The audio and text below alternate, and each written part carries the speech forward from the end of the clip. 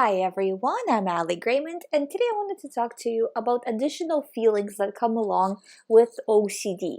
This could be feelings of guilt, feelings of shame, feeling depersonalized, feeling like you're depressed, feeling like you will never get out of it, everything is over, kind of gloom and doom type of feelings, and how to deal with those. The way I see it is you need to treat them as a part of your OCD, and you need to do the ERP the way you do ERP, what we're talking about in yesterday's video, right? You're doing ERP for your regular thoughts, but when a thought comes in, I will never recover, this is so bad, I feel so ashamed, I'm not being productive enough, I'm not being a good person, all of these thoughts. So you have to do the same ERP work on these thoughts the way you do on your actual OCD theme, because these thoughts can very well become your OCD theme. So when you're getting these feelings, you have to disregard, no, not buying into it, choosing to move on. So you're making an active choice to move on no matter what and moving forward. Even though you feel like you need to solve it, if you feel like you need to figure it out, you know that figuring it out, first of all, there's no way to figure it out, So you have to look at it that when OCD goes away, this will go away. I'm not going to analyze this or my OCD any further. I have a lot of questions from students, because students say, or, not necessarily students, but people with jobs where they need to pay a lot of attention to things. They always say, or not always, but they very often say that they're not absorbing information the way they feel they need to absorb information, and then because that's just a feeling. I feel like I'm not concentrated enough. I feel like I'm not focused enough. So then what do?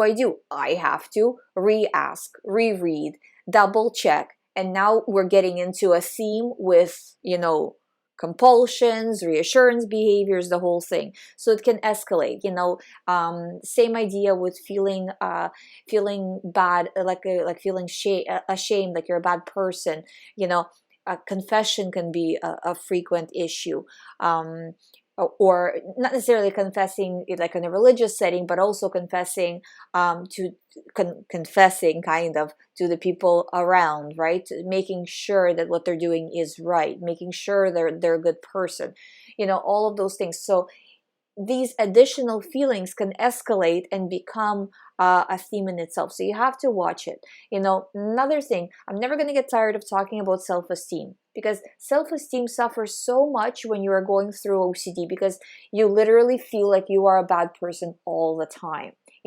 For most people with most OCD themes, right? You're a bad person in this way or in that way. Or maybe if your OCD theme doesn't have to do with you being a bad person necessarily, you still feel like you are not as good as the people around you because you have OCD, and all of this stuff you really have to address, because if you don't address it, what's going to happen is you're going to live life in a way that's, I'm not good enough, so this is all right. So you don't get into a great relationship, you get into an all right relationship, good enough relationship, and who knows where that will lead. You get into a good enough job when you could have had a great job, you move to a place that's just good enough instead of great, right? Because you don't feel like you're worth it. So you start to make decisions from the place of, I just want to get by, rather than a place from, I do deserve the best. And believe me, you do deserve the best. You're listening to me right now. You do deserve the best. You have been through so much in terms of OCD recovery. Don't you feel like, I know because of OCD you might not feel like it, but logically, you feel like you deserve the best being through so much as you have been. Don't take that away from yourself. You are worth it. You can do this.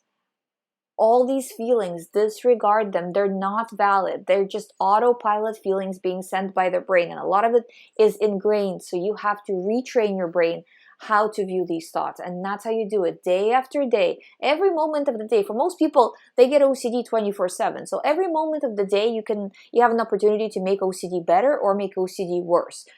And by disregarding, you are training your brain that this is no longer valid. Because the brain just takes whatever you say, And just, okay, so you react to this with fear. Okay, you react to this with a lot of feelings. Okay. And it just sends you back the same feelings now on autopilot. And in order to change that programming, you need to show it the new programming. So the new programming is, I'm worth it. I'm showing my brain in action that I'm worth it.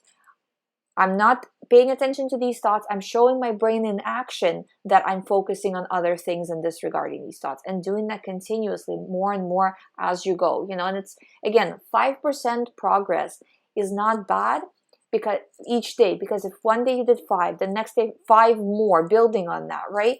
In 20 days, you're reaching 100%.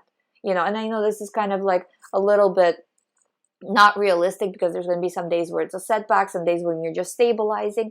But I'm just telling you that little effort can create huge results if you're just consistent. You just need to stay consistent and just hold on and just keep pushing forward.